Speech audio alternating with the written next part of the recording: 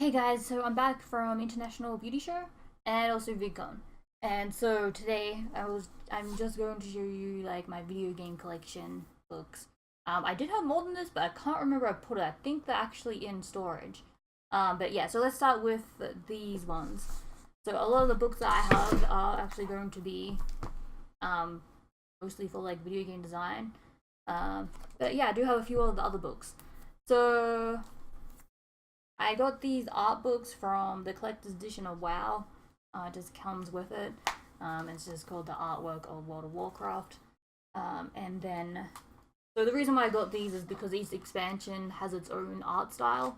And then I just like to see how the artists like came up with the ideas. And then it gives you the concept art right there. So you can tell that's just like drawings, and then they put the color in just like that. And so yeah, I just like to see how it all begins. Because when I see something like this, I feel like, oh yeah, I can draw this. But when I start doing like in the color, I get like a little overwhelmed. So I think it's like really interesting, just to see the beginnings of it. Because color theory can get really intense. And so these are the other one. This one is Draenor. I didn't actually play that expansion too much. I think I only played it for like I want to say 4 months. And so yeah, this is the same. So yeah, at Blizzard, I've talked to the recruiters before. They have artists just for like landscape like this. They have building artists. I forgot what the exact name for that. I think it's called name right now. It's like one of the hardest artworks to do. Well, at least for me. Some people probably find it easier. Um, yeah. This is structural. It can be easier than drawing humans. I think drawing humans is probably one of the hardest um, things to draw. So I always wanted to do weapon design just because it's a little, you know what I mean? But yeah, you better have some good, crazy concepts for that, you know? And so this is the last one. This is the most recent expansion, which I played for a month. I had school, so I mean, like, I didn't even bother getting my character all the way up to 110. But yeah, how it starts out. And so I've seen at BlizzCon how they come up with the how they do it from start to beginning. They had this panel where like you see how they get inspired.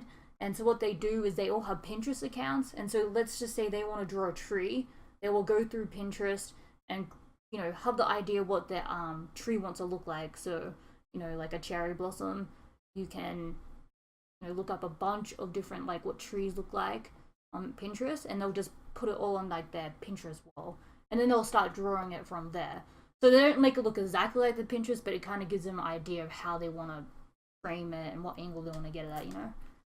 So yeah, this is basically it. So I got these because like it helps me like kind of like be inspired if I ever get like stuck.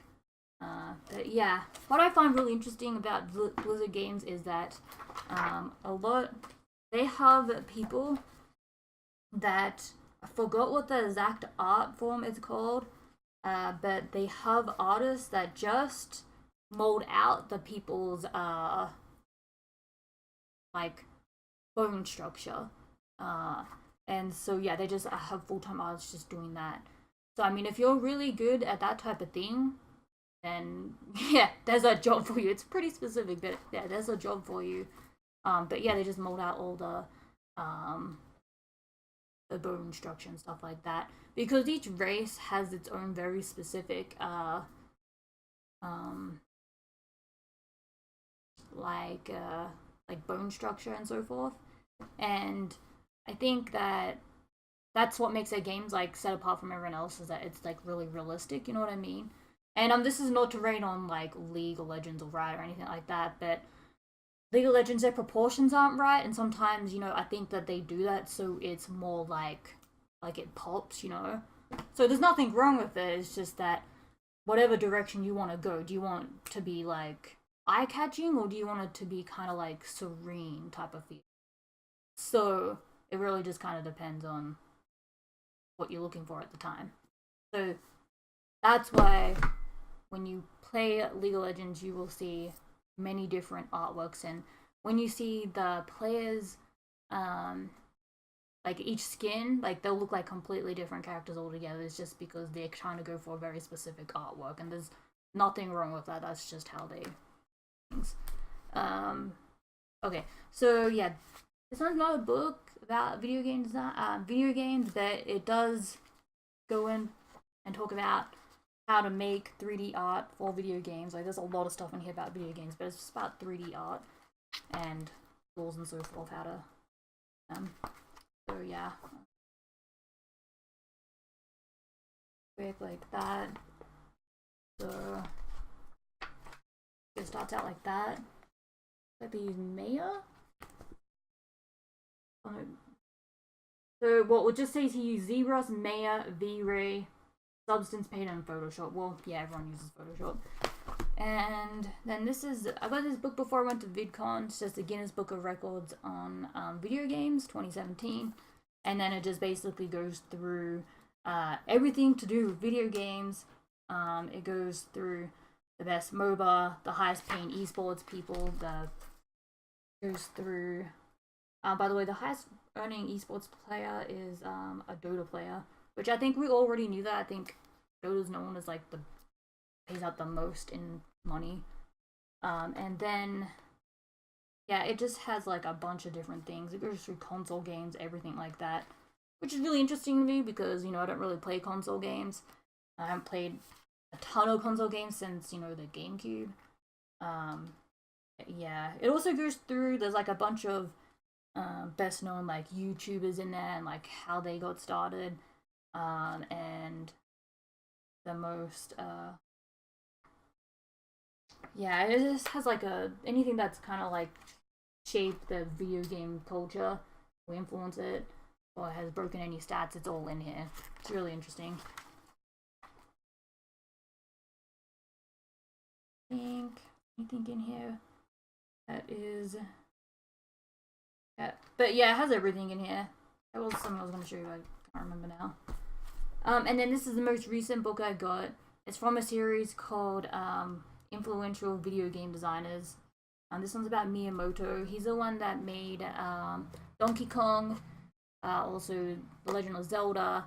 He also designed the controllers, all the controls up until the Wii. I haven't finished the book yet, so he could have done it until like the most recent Wii U. So, and this, I don't know about this. I don't even know if the Switch would even be in this book. But yeah, so it talks about how he designed the games and how it was like went from side scroller 3D. Even talks about that, how there was like challenges there and so forth. And then yeah, this really goes to the roots of video games, because back then video games was like really small, and so he had to be kind of like a renaissance person where he had to talk about, well, he had to be good at sound, he had to be good at artwork, designing it, and hardware. And so I find that really interesting because, like, me as an artist, like, I know singing and music and all that, that's a form of art, but I find I kind of struggle in that area. And so I actually find that really interesting that, you know, someone can be that talented. Props to him, you know. But yeah, that's what it talks about. It talks about everything to do with this particular gamer. It talks about marketing video games, pretty much everything. It talks about everything in this book, what challenges they faced. It even talks about how the Wii, it was kind of like a risk because it was behind in sales, not sales, in technology. And it was actually really funny because it was on my friend Chris's channel today, and he actually talked about how it was like so far behind in technology, but it was still like one of the most sold consoles ever. So it just goes to show that, you know, like if you design a video game, like you don't have to have the best graphics, you don't have the best hardware, you just need to have kind of like a good concept for the game. And one thing that Miyamoto has designed his games is just to make it fun for everyone. And so, I mean, you can definitely tell that, especially when the GameCube era came around.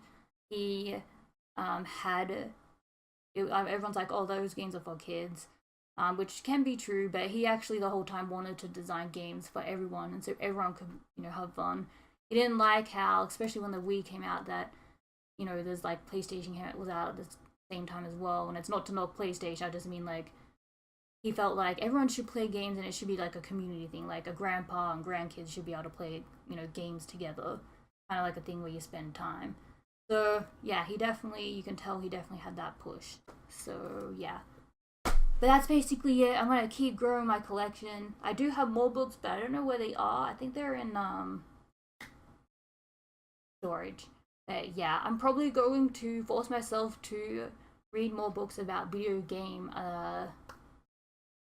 music, which yeah, I need to improve on music in general. So yeah, that's what I'll do next. I've been to video games live. I really like that. I would kind of struggle again for like if I was designing a game and putting music, I would kind of struggle in that area. I don't think it'd be worse than anyone else. You know what I mean? Like I honestly think I'd probably be better than like you know just some random person doing it. But at the same time, like I know I could improve on that part. Yeah. So that's pretty much my whole collection here.